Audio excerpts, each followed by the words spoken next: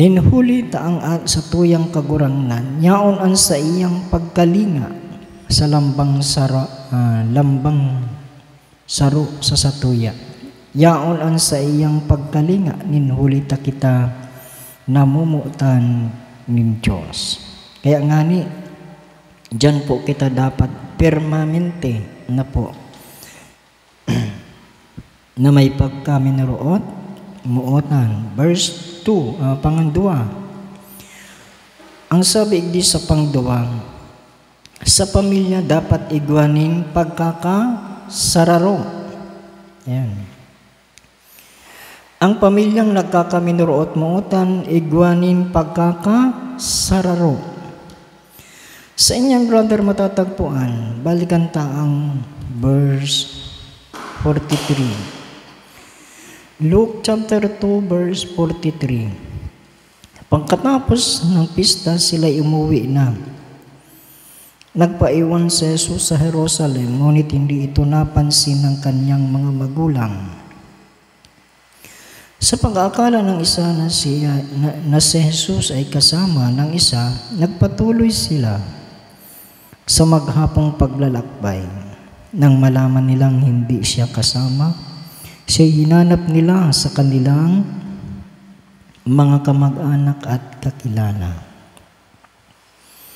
Verse 45. Hindi nila siya matagpuan, kaya't bumalik sila sa Jerusalem upang dooy hanapin.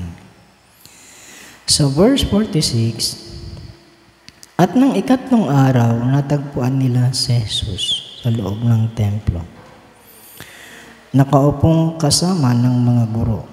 Nakikinig siya sa kanila at nagtatanong. Kaya mapapansin niya ito, itong mga guro, nagkakasararo. Ano po, itong naon mga nasa templo.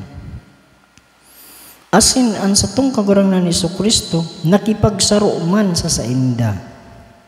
Kaya nga ni, kung sa tuya, pong ihilingon igdiyo, ang mensahe kan maray na bareta kan sa tong kagurangnan. Nagpawalat po siya sa templo. Ano ang layunin kung taano ta siya nagpawalat sa templo?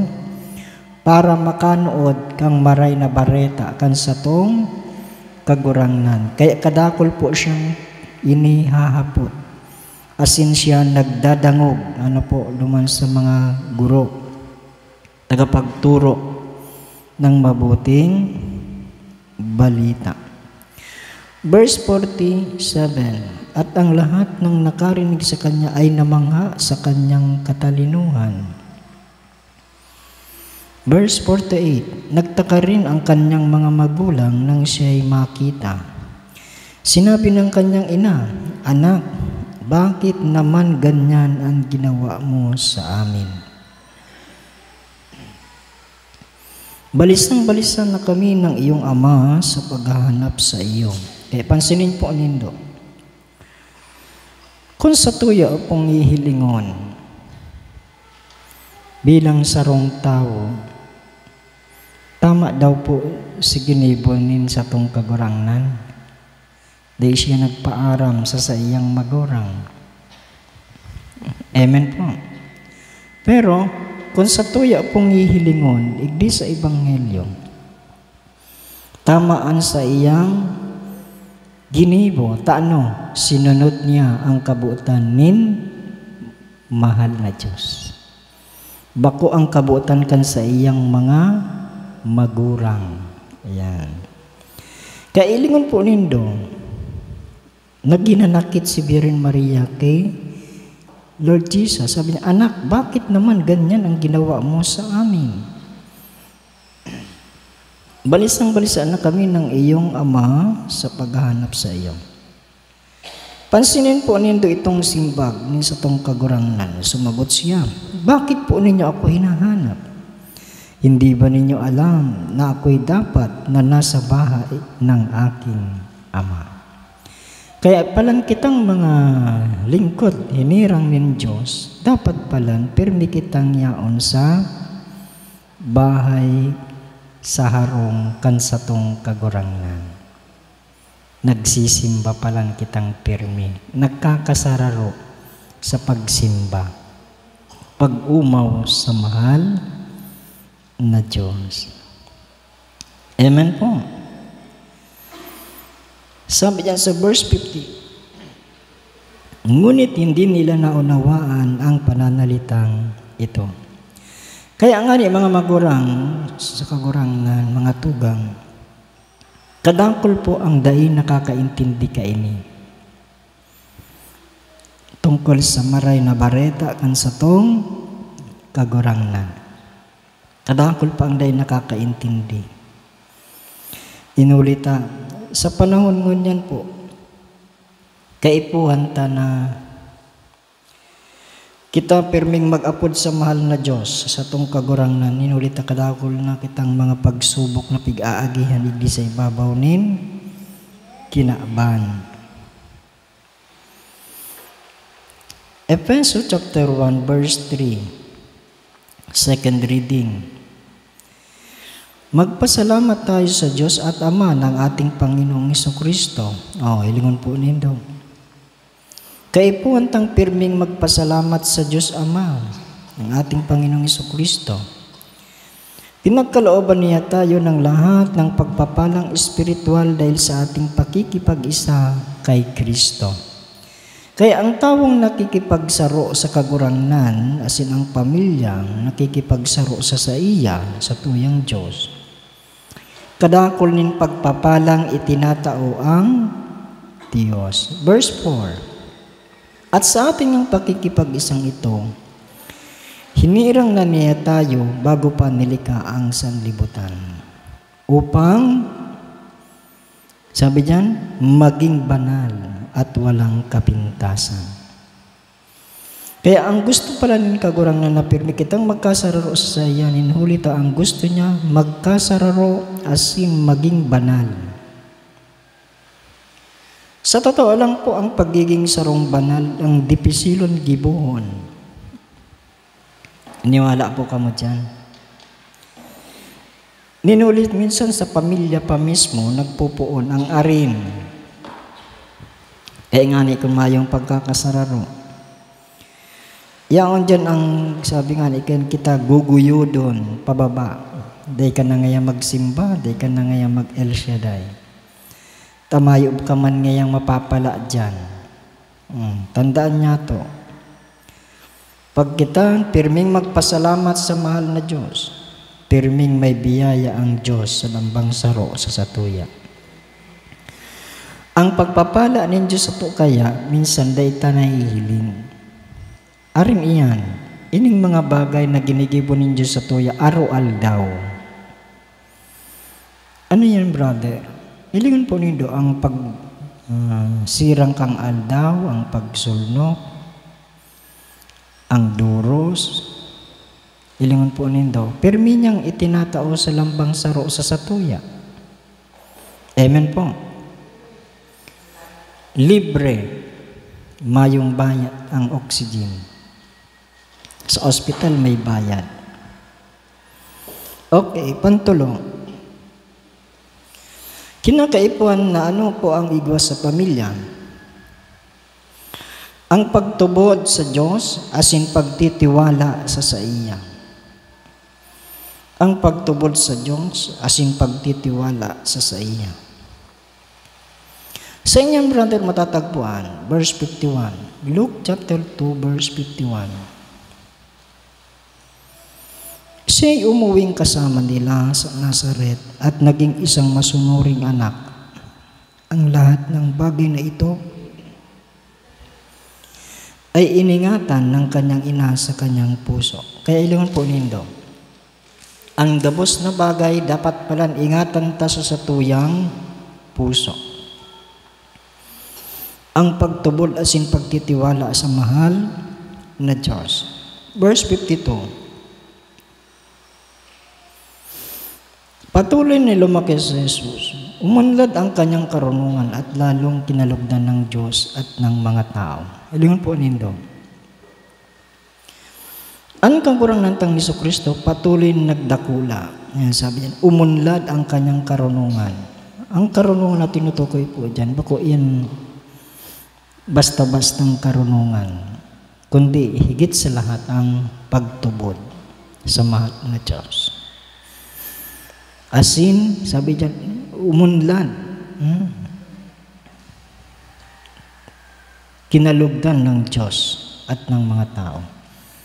Kaya nga ni kitang tao, kapag kita pirming nagpapadagos, sa paglilingkod sa mahal na Diyos, kalulugdan kita ni Diyos, asin, sabi nga ni kayan, kangabos na tao. Kaya kitang tao, na bagamat minsan kita po nagkukulang po baga kita, lambang saro sa tuya, nagkukulang. Pero kapag padagos, kitang naglilingkod sa mahal na Diyos, yaon po ang biyaya nin mahal na Diyos. Okay, basahon to sa Efeso. Second reading, Efeso chapter 1, verse 15.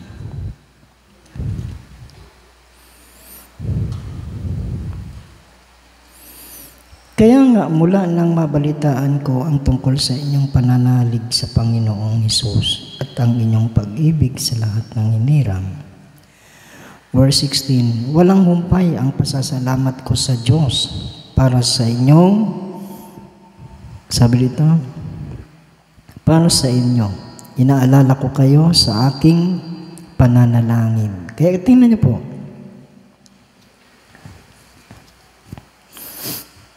pansinin po nindo si San Pablo sa mga taga-Episo, ang surat niya. Yaon ang sa iyang pananalig, pagsarig sa mahal na Diyos. Asin yaon pirmi ang sa iyang arin, pagpapangaji. Pirmi siyang nagpapangaji. Pirmi siyang nagtitiwala sa mahal na Diyos. Verse 17. At hinihiling sa Diyos ng ating Panginoong Jesucristo, ang dakilang Ama, na pagkalooban niya kayo ng Espiritu, ng karunungan at ng tunay na pagkakilala sa Kanya. Kaya iyo po ini ang dapat ng gibuhon. Kung kita padagos na naglilingkod sa mahal na Diyos, may pagtubod sa iya. Sabi nga ni dyan, at hinihiling sa Diyos ng ating Panginoong Jesucristo, ang dakilang Ama, na pagkalooban niya kayo ng Espiritu, ng karunungan at ng tunay na pagkakilala sa Kanya. Kaya nga ni, kung bistado mo ang Diyos, kung bistado ta ang Diyos, nagtitiwala kitang permisa sa iya. Minsan nga ni sa tao, nyaon man ang sa tuyang pagtitiwala, kaya lang kung minsan nga ni, ay anong nangyayari? Minsan naluloko pa. Okay, conclusion.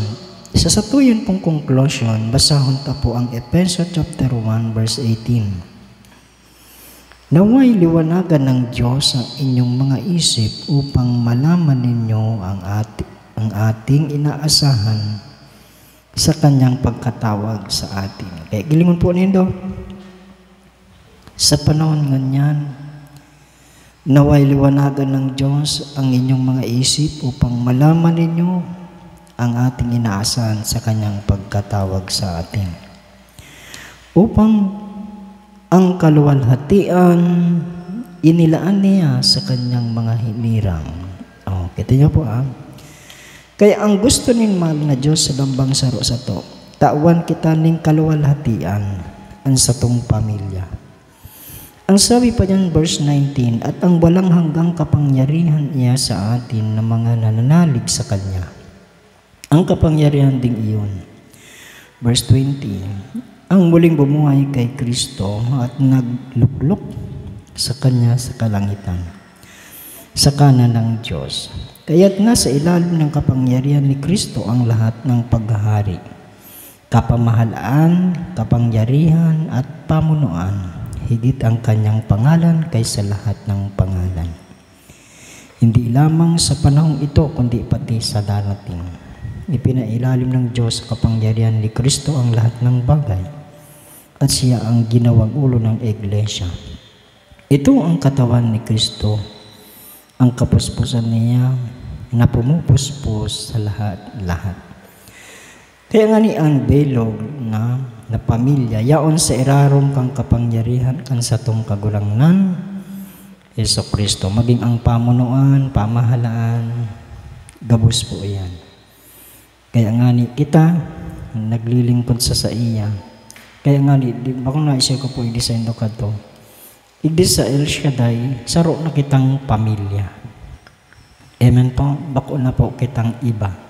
Kaya nga ni, sabi ko nga ni po, mas grabe pa nga ni ang igdiyo sa El Shaddai, garo mas lalong naging dayupot kaysa sa tunay na mga magturugang.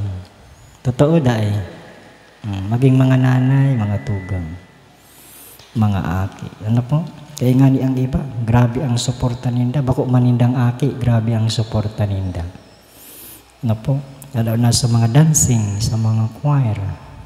Amen po, yan ang tunay na pamilya na pirmi niyaon kay Yahweh El Shaddai. Okay? Matindog na po kita.